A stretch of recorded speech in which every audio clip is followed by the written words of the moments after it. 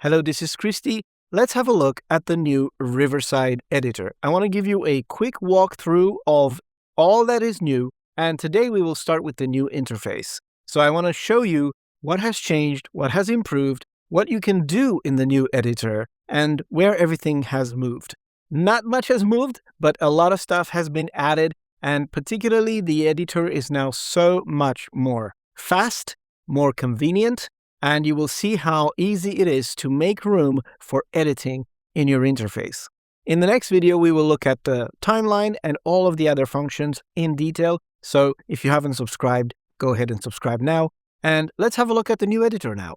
So a focus of the new editor in Riverside has been to improve performance, and this is visible across the board. I have been playing with it, and I was so frustrated sometimes with the old one because it was slow and I had to reload it many times. Well, with this new one, everything is so snappy. And you can tell that the team has really emphasized performance. So I'm going to go into the editor right now. If you don't know how to get in there, you just go to an edit. If you go to a project that you have, you go to the edits tab, and there you can click any of these edits will get you inside the editor in that project. And I like this because in the past, you had to jump around between edits and reload the page and go back out. No longer. Let me show you how it works. Clicking edit on this new edit that I'm doing here will open the editor and it will present you with the new interface. You can see now how fast it's loaded. Everything is ready for me to now play or edit and do whatever I want. So one of the greatest things about the editor is the new sidebar. You can go in the left side and, of course, you can collapse this to make room for yourself. But this new sidebar shows you everything that you have in this one project. You can see the name of the project at the top, but then all of the stuff in here is quickly accessible and you can jump around in a second or two. So on the left side, you have your source files. These are your recordings. So when you exit the editor, you will go to the recordings tabs. This is what is there, the source files. You can expand these to show the individual tracks. And from here, you can also, if you click these little three dots, you can add these to the timeline. Again, I don't know why I would do this, but you can edit. You can create a fresh new edit from them. You can translate or you can rename them. And you can also download the files by going to each file on its own, like this, with the little three dots, and you can download the file and all of the versions that you have.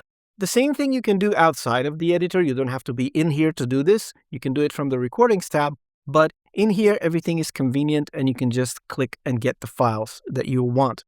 The other section is, let's collapse this, by the way, and the other section is your edits. This is where you will probably spend most of your time. And now it shows you all of the edits that you have made inside of this editor. So although I just opened earlier an edit from these ones, which is the last one, edit 20, you can go to any one of the previous edits. And it doesn't matter what type of it is, you're going to see the magic clips and everything is still here.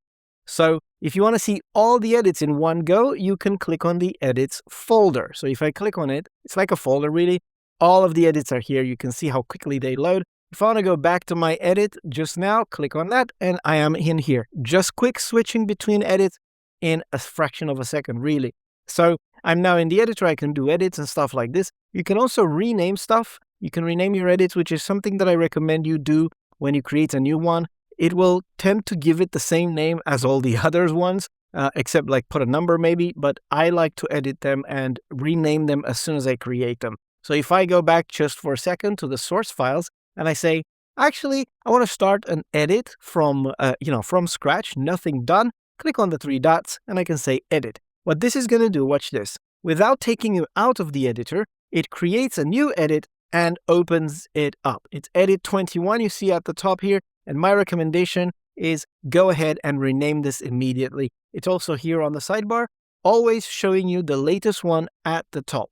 And you can rename it right here if you right-click on this one or click at the top here and say edit 21. I have so many edits and immediately it'll rename them all there. So this is how you can kind of keep track of what you're doing and you don't forget what was this edit for, which version was this, If you don't like this kind of expanded view with the thumbnails, If you would like more space, you can go to the 3 lines in here and say, I would like to see the compact list, which is smaller thumbnails and they look like files in a folder. And you can also drag this to make more room in there if you need to read more of the names of the files. So if we collapse this one now, moving on, this is the magic clips. Again, they have their own folder. You can click and open each one of them. These have been created with AI, as you know, and then if you click on the folder, you see them all in here. And look at that. They're all listed here. You can open one. You can click on the 3 dots and you can export it right from here, copy a preview link for somebody, or rename, duplicate, move them around the project, whatever you want to do.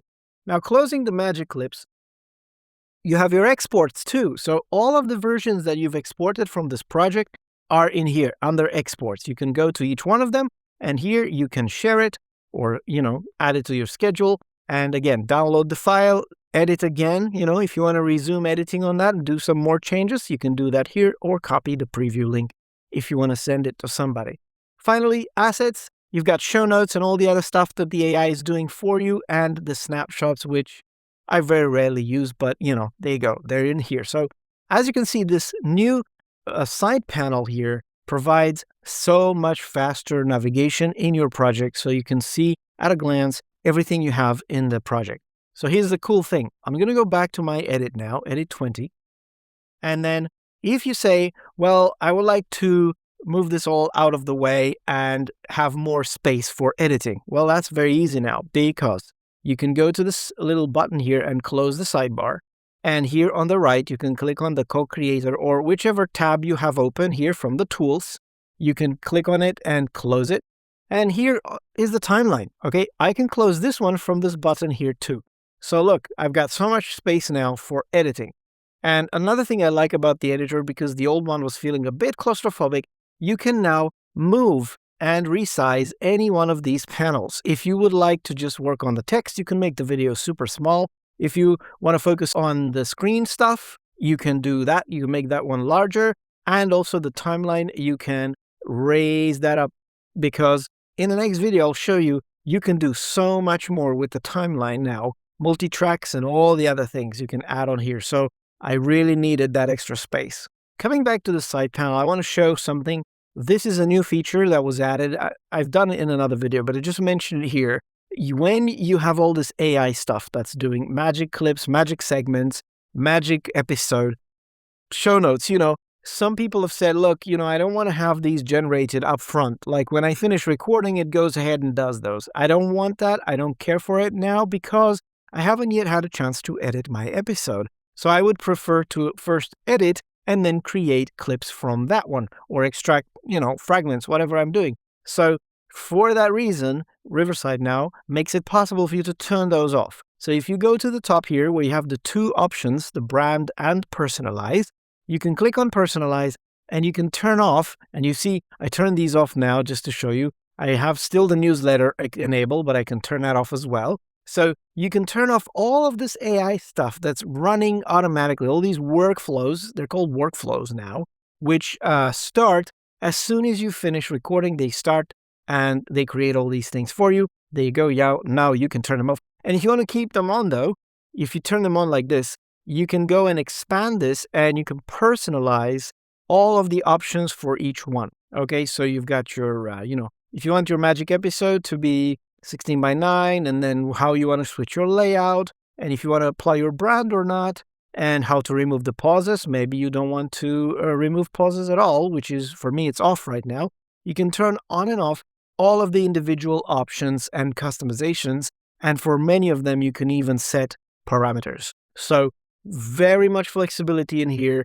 Even though this is an automated feature, you can still control how it behaves, if it behaves at all, if it starts at all, and how it creates all of the little adjustments. And this should save you so many clicks, because if you're always doing this, imagine doing this for like 20 social media clips, doing the same things here. Well, you can just say, look, for all of the clips, do this, this, this, and this, and this, and this, and don't do the other thing. So very easy now. Let's close this one now. So back in the editor here, like I said, you have much more flexibility. The layout is much more fluid and it's much, much faster. And in addition, just today was the appearance of the words in the timeline down there next to the audio. So if I'm just going to make some room in here, I will expand the timeline like this. You can see the individual tracks now. And if you zoom in here, watch this. I'll just make some room here, just pull this away. And look at this. You've got the words now down here in the timeline. You can select them. It selects the region that corresponds to that word. And the same thing happens in the single track. You can see, you can zoom in, and then you scroll around and you see the words like this. If you need to make a selection like this, you can either click and drag down here or click the words and hold down your shift key, and then you click the other word, and then your selection follows.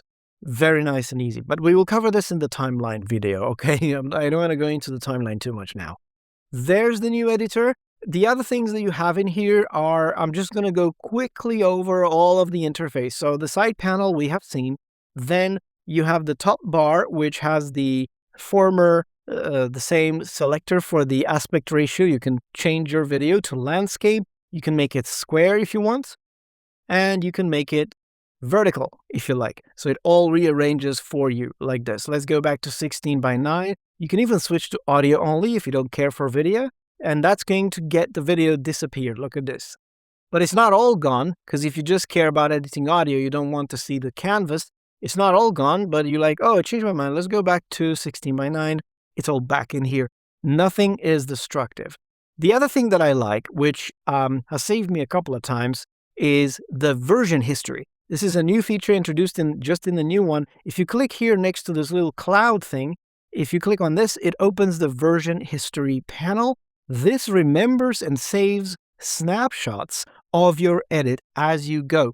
And it's about every 15 minutes or so, all of the changes you made are grouped together in a snapshot. So you can see here I've got the versions that have been saved, like the snapshot itself. But if you open those, it says 4 versions, which is 4 little changes that you can individually view and switch to if you want. So if I want to go to about 2 hours ago, I've got 3 versions. I can easily go, because I've already removed filler words and gaps and I've done the layout. I can go all the way back to the first version that I started working on, which doesn't have any edits. And if you say, oh, that was the part that I deleted by mistake, you can restore that version, which means, of course, you're going to lose all of the edits you made after that point, but it will maybe help you save that version. So even though most of the editing in Riverside is non-destructive, you can still see what you've done, when you've done it, and you can restore to them. And this is, by the way, broken down by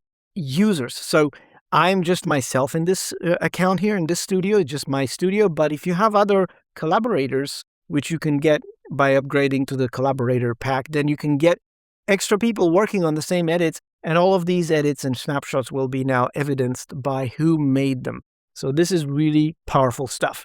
Now, closing that version history, let's move to the right-hand side. And this is where all of the tools are. I'm going to quickly go over them because I have a video on pretty much each major section anyway, but I'm just going to go over these, what you can do now. The co-creator is at the top. This is the AI chat.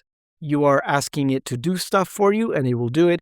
Most of the time, it'll just use the existing tools, which you can do manually too, but you can also ask it to do stuff for you automatically, like do the filler words and then do whatever and generate an image and, find me some B-roll, find me some extra image to illustrate something, or, whatever you can do through the editor, the AI thing can do as well. It can even go and extract portions for you. Say, let's find a clip about when we talk about, succeeding in the Udemy marketplace, for example. This is what this episode is about. So you can ask it to do that and it'll find some clip for you. The AI tools are exactly like I said, the manual tools that you can use to remove the pauses. You can turn them on and off, to remove filler words, to remove, find the fluff if it finds any, apply magic audio to enhance your sound, smart mute to mute the person that's not talking, so that, reducing background noise, smart layouts, it'll switch the camera angles automatically for you, and the eye contact, which helps you focus the gaze of the person as, if they're looking away, maybe reading from a teleprompter, you can have that focus the gaze in front on the camera. So that's the AI stuff, and there's more stuff coming in. And also the brand. This is where you upload your logo, you customize the titles and the fonts, the colors, the captions, all of those things. And as you know, you can apply them with one click. If I go and apply brand, it'll just put these things on my edit right now. And then the next one is the tracks. This was there before in the editor, individual track controls. You can rename the speaker names. You can open them and, change the volume if they are not balanced. You can apply magic audio, change the magic audio levels, play with the equalizer if you need it, flip the video, the other way around if you needed to, or rotate it, and color adjustment, and again, the eye contact control per track. Now, one little note here, you notice it's got rotate, right? Well, the new editor now, this is another one of the features that I really wanted, was to get the editor to give you free form editing capability. Because as you know, in the past, you were able to change the layout, like have the people side by side, have the people full screen, and just a couple more variations. But now you can grab any video and freeform move it any way you like. You can resize it freeform, you can crop it freeform, and you can rotate freeform. If I want to put my friend Brett upside down, I can do that. And everything is just easy to move around on the canvas. You can hold down your shift key to constrain to right angles, and everything now snaps. You notice how it snaps. All of the elements snap to each other or to the edges like this. So you have much more control now over the layout. You can even make the corner round like this, and you can generate put yourself in a little talking head circle right there. So very nice. And you can also control the stack front to back. You can move stuff in front, stuff in the back. You can apply drop shadows and a lot of other stuff. I don't want to go into detail right now, but a lot of other stuff and flexibility you can do in here. Quickly going over the timeline now, this is going to be a much, much longer dedicated video. So much more power and flexibility you have. You can now, of course, expand it. You can expand the tracks to see individual tracks. And you can also now have this ruler with the frame. It's actually down to frame level, so you can zoom in. I use command and mouse wheel or control wheel on Windows to zoom in and out like this on the timeline. And you can see this little ruler here. It is down to frame level. And if you use your arrow keys, you can move up and down one frame at a time like this. Very nice and useful. You have your little lock here to prevent tracks from getting out of sync, because in the new timeline, you can actually move tracks individually. So if I make a cut in here, I'm going to split this clip by pressing S here and here.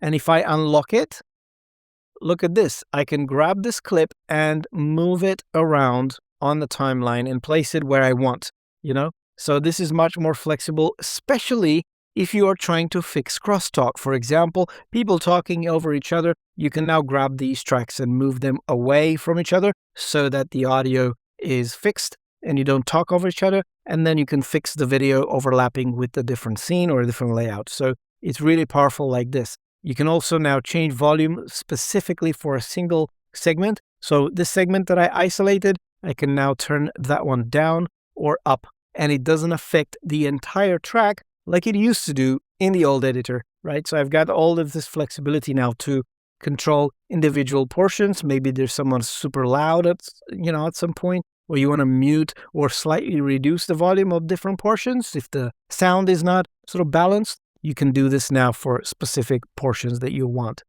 And another thing to the timeline, you can now add overlays. So if I go and add a text box, for example, I go to text and I click on this title here, it adds it as an overlay here, which I can move around and manipulate. And the nice thing is you can now have them snap. You notice how I'm resizing this one and it snaps to the end of that clip. And same here, and you can move them around and you can add as many as you like. If I want to add another one here, look, there's another one here. And for every overlay that you add, it gives it its own track. And not only that, but you can just grab them and just move them around like this. And if you need to move something in between, you can just grab it. And if you move your mouse over, you see how that little line shows up. I am creating a track in between those other two. And then I can put the stuff in here like that. So a lot of stuff you can do now in the timeline. You can select manually. I'm selecting this part here on that track alone. If I collapse the tracks, I can make a selection like this on the entire speech, both tracks or how many you have. And same thing you can do in different clips. If I need to slice or split, I can split, just select this clip one and press S to split. And I have split that text box into 2 clips. If I click here and split, it splits both tracks. So I can insert something in the middle using this little plus symbol. And if I don't select anything and I press S, it will split everything, the scene and the tracks and everything that's happening there. So I've got a scene break right here, or a scene boundary. So if you just want to split the scene, this is very easy. Click on the scene here and press S, and that's going to split wherever you placed your playhead. So much flexibility now to handle and create your layouts, your scenes, your overlays, B-rolls, images, videos, whatever it is, you can do that now in the timeline down there. And the transcript is now improved as well. If you want to edit with the transcript, you can still do like before. You can select words and just press delete to delete them. But you can also now make corrections. So if you click correct here, it opens that little text box and you can make changes. So Brett, for example, is 1T, press enter, and you are done. And if you want to go back to the previous version, you can double click a single word, for example, if you want to change that word and press correct. Or if you just do this, click the word and press C, it will correct it. Now, sometimes you'll get the next word. Click before that, put your playhead on the actual word and press C, and then you can correct it and press enter to do it. Or you can revert to whatever the word was before, like this.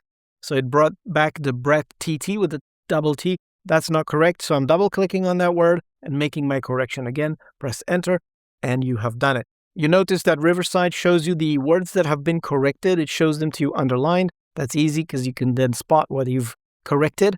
And you can also correct multiple words at the same time if they need to. So for example, Brett here, I'm talking about him a lot. So I can select this word, click correct, and I'm going to say, no, the word is Brett, and I'm going to say correct all, like this. And now it has replaced all of the instances. And you can also, of course, do a selection and extract these to a new edit, which was possible to do before. You can add comments, and the comments are now shown. This is a test. Look at this. I'm adding a comment. Comments are shown on the track here. And if you have AI comments or comments that you added during recording, they will all show in the timeline at the bottom for you to quickly find. If you have the fluff detection, and it detects some fluff that you may want to remove, they show there too, and comments from other people as well. They show up on the timeline, very easy to navigate and browse around, and you can click and delete them and get rid of them or whatever, or even reply to them. And if you think that the timeline is a bit cluttered, then you can just go here to the options and turn off. If you want to turn off the comments in the transcript, you can do this. If you want to turn them off in the timeline, you can click here. So there's no clutter involved if you want a more clean view. Finally, the motion graphics. This is a new feature that I've shown in another video. These are assets that you can personalize and ask the AI to change them, change the text on them, change the colors and things like this, and then you can save them and create them, use them as overlays or B-rolls, maybe lower thirds and your name and subscribe buttons. And I'm guessing there's going to be more coming in that department, motion graphics. They are all manageable and editable with AI, so you don't have to push buttons. You just customize them. You tell the AI what you want to do, and then when it creates them for you, you can just save them and use them. So that's nice. That's a new feature right there. Finally, you've got the export here, which is kind of similar to what it was before. You've got your export of this current edit here. You can download it if it's been, download, export and download. You can copy a link to this. You can embed it on your site if you have a plan that allows you to do that, and publish an episode if you're hosting your podcast with Riverside. You can do it all from in here. You can share it for review, like we've done in another video where you can share an edit so that people can come in and comment on it and give you feedback. This is very useful as a review tool with your clients, and invite another editor to work on this. You can share it on YouTube, and as you know, Riverside now has scheduling for social media, scheduling for your episodes, and scheduling for your meetings. So you can do all of these in here and schedule this edit here and have it posted on all those platforms. If it's a magic clip or a social media clip that you've created, you can also schedule it through here. So the export dialog has a lot of stuff going on. You can also go here to the top and you can download the transcript. I think that should be in the export too, but okay. Then you can download the SRT, the subtitles. You can copy the transcript to clipboard or their chapters list, which is really cool if you have chapters created in this. I'll have a dedicated video on the chapters or markers because there's many places where you can create the markers and use them as well. So watch out for that one. Just one more note here, the audio library has changed. Now you have a new music library that Riverside provides, the old stock music. If you have it imported in project, you can still use that, but now there's a new library in here and it has search. Finally, it's got search in here and you can preview the songs. And if you have a song that you like to use all the time, you can even add it to your favorites, which then is going to show it here readily for you in other edits that you want to use it. No need to hunt it down all the time. So clicking this plus button will insert that song where your playhead is. Right there, there it is. And just like with the other things on the tracks, you can move these around. You can move them between tracks like this, and you can split the music now. And because you can change the volume for individual segments, you can have now the music kind of big, start loudly. And then when the speech starts, you can have lower the volume and then go back up. So you can do this easily now with segmented volume control on music as well. And you have the controls here to change. And another thing that I really wanted was this control of the fades, because in the past you could only do like 1, 2, or 3 seconds fading in. Now, if you need to fade in or out the music over a longer period, you're no longer constrained to that. You can fade all the way to pretty much the entire duration of the song. You see right there. So I can do 67 seconds of fade in, and then I can do, 50 seconds of fade out right there. So you can see the indicator down here on the timeline in the music track. You can see the fade slope. That tells you where the fade begins and then it ends at the end of the clip, right? So this is really cool. And if you want to split this one and then fade it in that way, you just select it, you press S, or you can press that split button on the timeline. And then here again, you see the split button is right there. So this segment here, I can maybe fade that one out. You see, so individual control over the fades of the different segments. So this one, we want to fade it back in, assuming that we have some kind of speech in here where we need to maybe turn the volume down for that part like this. There you go. So now the first segment fades out, this one stays low, and then this one fades back in and then fades out again. So a lot of control over that one there. We should probably do a video on that as well. So there it is. The new editor has so much more flexibility now, so much more capabilities, and everything is nicely organized so that you can stay inside of this view and do pretty much everything except for the recording and for the publishing part. But everything else is in the editor right here, handy for you. The tools, the projects, files, and edits, and everything. You can jump around. And, the timeline is really good. I like it. It's my favorite part anyway. So, yeah, let me know what you think about this. So I will have a more detailed video on the new editor. I will have a video on the timeline, a video on the tools on the sidebar. Stay tuned. If you haven't subscribed to the channel, go ahead and subscribe now. And let me have your questions in the comments. And I will see you in the next one.